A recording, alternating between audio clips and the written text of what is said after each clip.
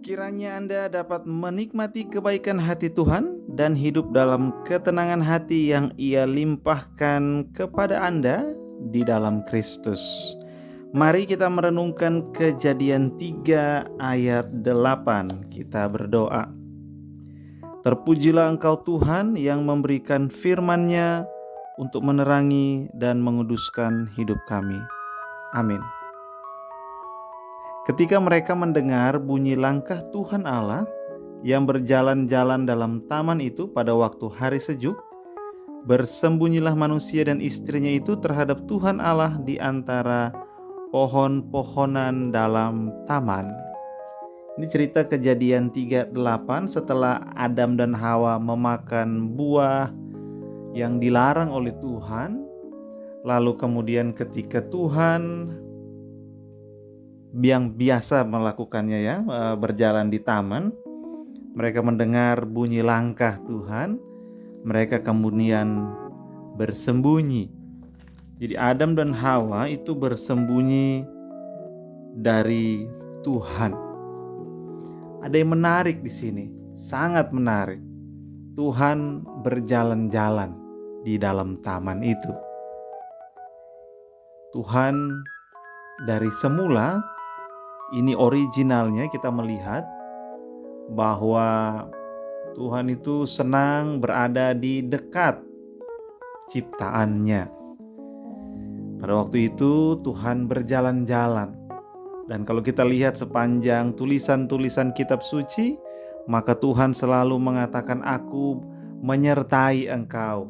Aku berjalan bersama engkau. Aku berada di tengah-tengah umatku. Aku berada di antara orang-orang yang mengasihi aku. Di mana 2-3 orang berkumpul, aku ada di tengah-tengah mereka." Tuhan senang berada di dekat ciptaannya, berada di dekat orang-orang yang Ia kasihi. Dan pada cerita ini originalnya Tuhan berjalan-jalan di taman. Dan kenapa mereka bersembunyi? Karena bisa jadi ketika Tuhan berjalan di taman, Tuhan akan berbicara dengan mereka. Tuhan mencari mereka ada di mana, lalu bertemu dan berbicara. Dan itu tepatnya yang terjadi di ayat selanjutnya yang besok akan kita bahas. Bahwa Tuhan memang bertanya, memanggil Adam, di mana engkau? Karena Tuhan mencari dan mau berbicara, mau membangun hubungan, mau bercakap-cakap satu dengan yang lain, menikmati kehadiran, bersekutu bersama, berkomunitas bersama, commune. Tetapi ayat 7 ini membuat mulai dari waktu itu sampai kemudian waktu, sampai sekarang, sampai nanti akhir zaman, hari kiamat tiba, hubungan manusia dengan Tuhan itu menjadi rusak. Karena apa? Karena peristiwa sebelumnya, ayat yang ke-6, ketika mereka melanggar apa yang Tuhan katakan. Dan pelanggaran mereka itu membuat mereka bersembunyi dari Tuhan. Sehingga kita bisa bilang, meskipun Tuhan itu senang berada di dekat ciptaannya, tetapi justru dalam hal ini ciptaannya lah yang bersembunyi dari Tuhan. Sehingga kalau kita bilang Tuhan itu jauh dari manusia, sebetulnya yang membuat jauh itu ya manusia sendiri. Karena kita lihat di sini dari awal Tuhan itu dekat dengan manusia. Dan pertama kali ini manusialah yang bersembunyi dari Tuhan. Jadi pelanggaran terhadap perintah Tuhan, yaitu yang kita kenal dengan nama dosa ini. Dosa manusia itu membuat manusia itu lari menjauh dari Tuhan. Dosa manusia itu membuat manusia bersembunyi dari Tuhan. Dan adalah sifat Tuhan untuk dekat dengan ciptaannya. Sifat Tuhan untuk mau berkomun, mau bersekutu dengan ciptaannya.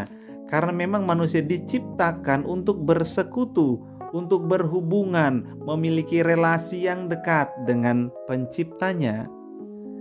Dan Tuhan tidak berubah, manusialah yang berubah dari gambar Allah menjadi manusia yang berdosa. Itu sebabnya Anda dan saya ketika kita melakukan hal-hal yang bodoh, kita melakukan hal-hal yang kotor dan cemar, kecenderungan kita adalah kita berhenti berdoa, kita berhenti ke gereja, kita berhenti beribadah. Kenapa? Karena itulah manusia.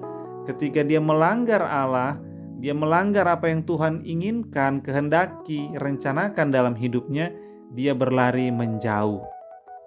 Tetapi firman Tuhan mengingatkan kita bahwa itu bukanlah hal yang baik. Pelanggaran itu bukan untuk disembunyikan, pelanggaran bukan untuk kita punya alasan untuk lari menjauh dari Tuhan. Kenapa? Karena manusia kita ini tidak diciptakan untuk jauh dari Tuhan. Kita diciptakan untuk dekat dengan Tuhan. Sehingga ketika Anda dan saya melanggar, berbuat dosa, maka mari kita datang pada Tuhan, melawan kecenderungan hati kita, melawan dorongan hati kita untuk menjauh dari Tuhan. Kita lawan dengan cara apa? Kita datang pada Tuhan dalam doa kita. Untuk apa? Untuk menyelesaikannya, menyelesaikan dosa ini, menyelesaikan pelanggaran ini, supaya kita kembali dekat dengan Tuhan.